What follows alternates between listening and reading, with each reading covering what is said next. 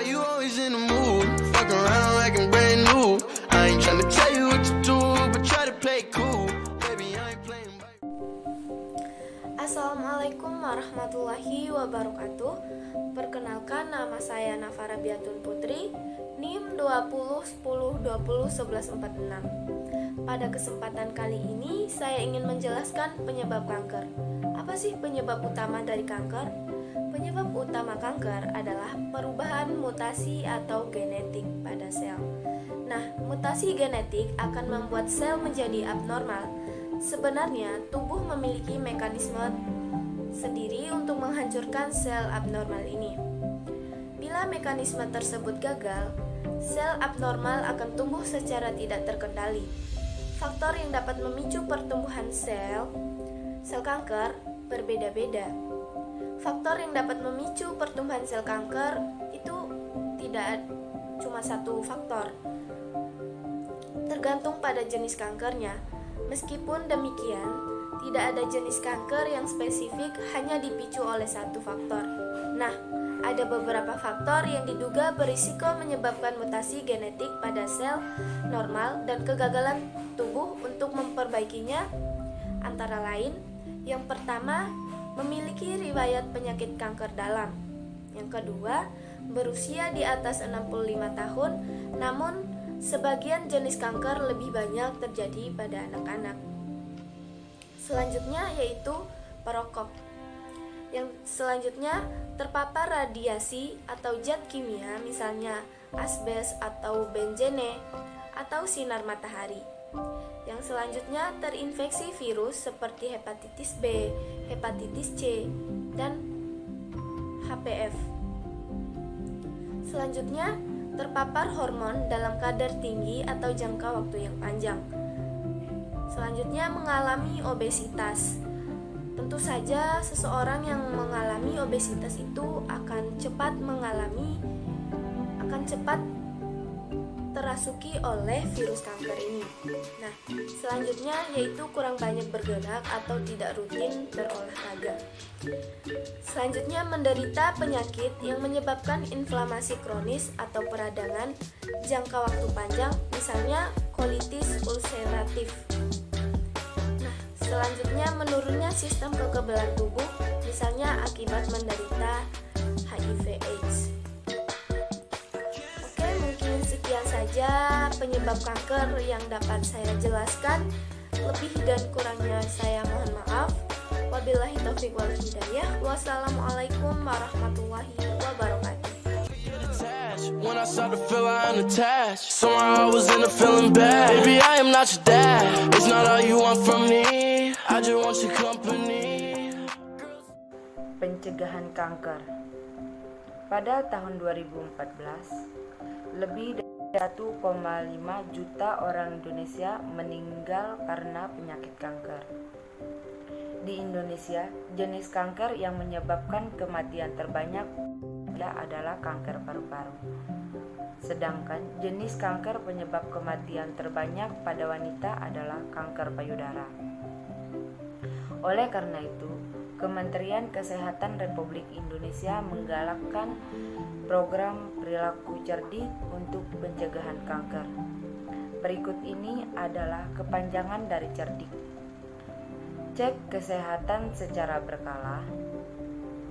Konsultasi dengan dokter Anda untuk menjalani tes screening kanker berdasarkan faktor risiko yang Anda alami. Enyahkan asap rokok. Merokok dapat meningkatkan risiko jadinya berbagai jenis kanker, terutama kanker paru-paru. Rajin aktivitas fisik. Rutin berolahraga secara teratur kurang lebih 30 menit setiap hari. Diet sehat dengan kalori seimbang. Perbanyak makan buah-buahan, sayur-sayuran, biji-bijian, misalnya gandum, dan makan makanan yang kaya akan protein. Istirahat yang cukup. Kurang tidur dapat meningkatkan resiko terkenanya kanker. Kelola stres.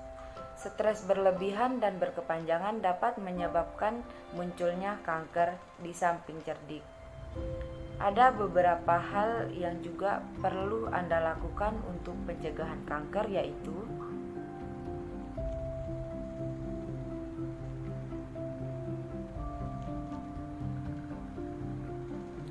hindari paparan sinar matahari berlebihan.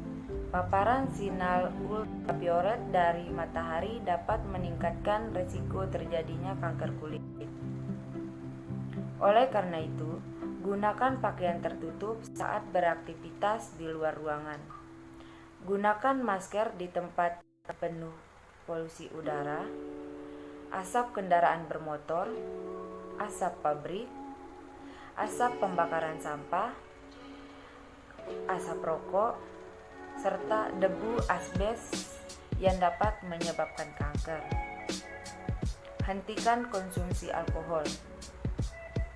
Jika Anda gemar mengkonsumsi alkohol, mulailah untuk menghentikan kebiasaan tersebut, sebab alkohol dapat memicu kanker. Lakukan vaksinasi.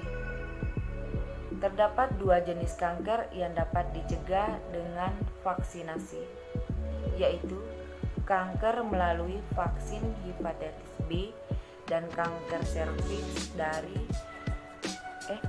dengan vaksin HPV.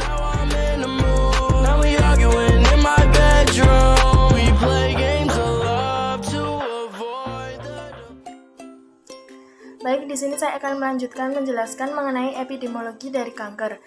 Jadi, risiko kanker bisa meningkat seiring bertambahnya usia. Meski kondisi ini bisa terjadi pada segala usia, namun umumnya orang-orang yang didiagnosis mengalami kanker berusia 65 tahun ke atas. Selain usia, di bawah ini adalah beberapa faktor yang meningkatkan risiko kanker. Yang pertama yaitu kondisi kesehatan tertentu. Beberapa kondisi kesehatan yang menyebabkan peradangan di dalam tubuh juga bisa meningkatkan risiko kanker, misalnya penyakit radang usus kronis. Yang kedua yaitu riwayat kesehatan keluarga. Kanker bisa diwariskan dalam keluarga, namun kemungkinannya sangat kecil. Jika terdapat riwayat kanker dalam keluarga, Anda lebih berisiko mengalami kanker tersebut. Yang selanjutnya yaitu pengaruh lingkungan. Ada banyak sekali zat kimia berbahaya yang terdapat di dalam lingkungan. Salah satunya dari asap rokok. Zat atau bahan yang dapat memicu timbulnya kanker disebut karsinogen. Yang selanjutnya yaitu gaya hidup. Risiko kanker akan meningkat pada orang-orang yang memiliki kebiasaan merokok, mengkonsumsi alkohol secara berlebihan, atau melakukan seks bebas. Baby, I am not your dad. It's not all you want from me. I just want your company. Girl, it's obvious. Elephant in the... Assalamualaikum warahmatullahi wabarakatuh. Perkenalkan, aku Salsabila Arifani Nafsa dengan NIM 201020201142. Nah, di sini aku akan membacakan tentang persentase penderita kanker di seluruh dunia. Data dari Global Burden of Cancer atau Globocan yang dirilis oleh Badan Kesehatan Dunia atau WHO menyebutkan bahwa jumlah kasus dan kematian akibat kanker sampai dengan tahun 2018 sebesar 18,1 juta kasus dan 9,6 juta kematian di tahun 2018. Kematian akibat kanker diperkirakan akan terus meningkat hingga lebih dari 13,1 juta pada tahun 2030. International Agency of Research on Cancer atau IARC memperkirakan bahwa 1 dari 5 penduduk laki-laki dan 1 di antara 5 penduduk perempuan di dunia akan menderita kanker sepanjang hidupnya. 1 di antara 8 dan 1 di antara 11 perempuan tersebut akan meninggal karena kanker. Globocan menyebutkan bahwa negara-negara di Asia memiliki kontribusi terbesar terhadap kasus kanker di seluruh dunia. Hal ini disebabkan karena banyak sekali negara dengan populasi besar berada di Asia. Contohnya seperti Cina, India, dan Indonesia. Kanker terdiri dari berbagai jenis, tergantung dari organ tubuh mana yang menjadi tempat pertumbuhan sel kanker. Sampai dengan tahun 2018, paru-paru, payudara, prostat, dan lambung merupakan jenis kanker yang paling banyak ditemukan di dunia. Menurut riset, insiden penyakit kanker yang berada di peringkat pertama yaitu kanker paru-paru memiliki persentase 11,6% dengan jumlah kasus baru yaitu 2.094 juta jiwa. Yang kedua, kanker payudara memiliki persentase 11,6% dengan jumlah kasus baru sekitar 2.089 juta jiwa. Yang ketiga, yaitu kanker kolorektal dengan memiliki persentase 10,2% dengan jumlah kasus baru 1,8 juta jiwa. Yang keempat, kanker prostat memiliki persentase 7,1% dengan jumlah kasus baru sekitar 1,3 juta jiwa. Yang kelima, yaitu kanker lambung memiliki persentase 5,7% dengan jumlah kasus baru 1 juta jiwa. Kematian yang disebabkan oleh kanker. Yang pertama yaitu kanker paru-paru memiliki persentase 18,4% dengan jumlah kasus kematian kanker sekitar 1,8 juta jiwa. Yang kedua yaitu kanker kolorektal memiliki persentase 9,2% dengan jumlah kasus kematian sekitar 881.000 jiwa. Yang ketiga yaitu kanker lambung memiliki persentase 8,2% dengan jumlah kasus kematian 783.000 jiwa. Yang keempat yaitu hati memiliki persentase 8,2% dengan jumlah kasus kematian sekitar 782.000 jiwa.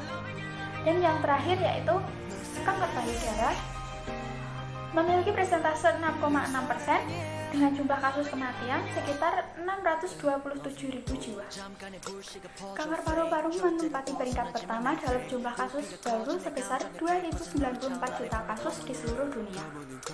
Jumlah kasus baru tertinggi berikutnya adalah kanker payudara, kanker kolorektal, kanker prostat, dan kanker lambung. Besar jumlah kasus baru yang ditemukan dapat dipengaruhi oleh kualitas sistem deteksi dini tiap jenis kanker. Kematian akibat kanker tertinggi di dunia adalah kanker paru-paru sebesar 1,8 kematian, yang diikuti oleh kematian akibat kanker kolorektal, kanker lambung, kanker hati, dan kanker payudara.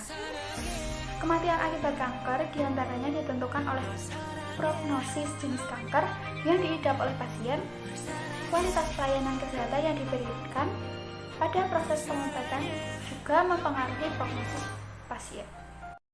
I won't be a victim. Why you always in the mood? Fuck around like I'm brand new. I ain't tryna tell you what to do, but try to play cool.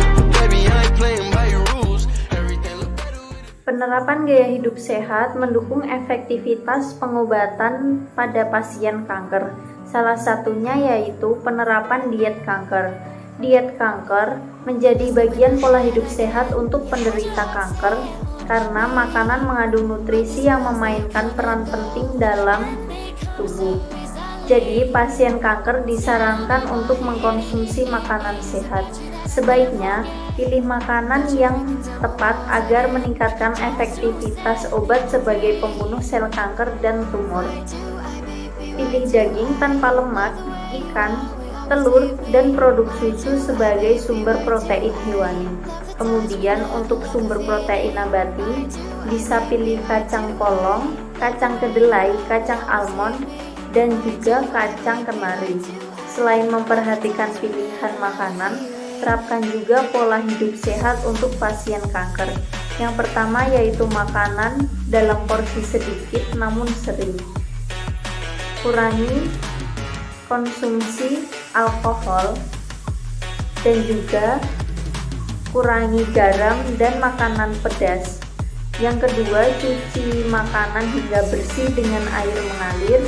Yang ketiga, puasa Ramadan memberikan manfaat untuk mencegah atau menghambat pertumbuhan kanker.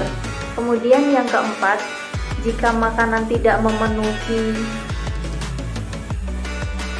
kebutuhan nutrisi pasien, maka bisa menggunakan suplemen, namun penggunaannya harus dengan resep dokter.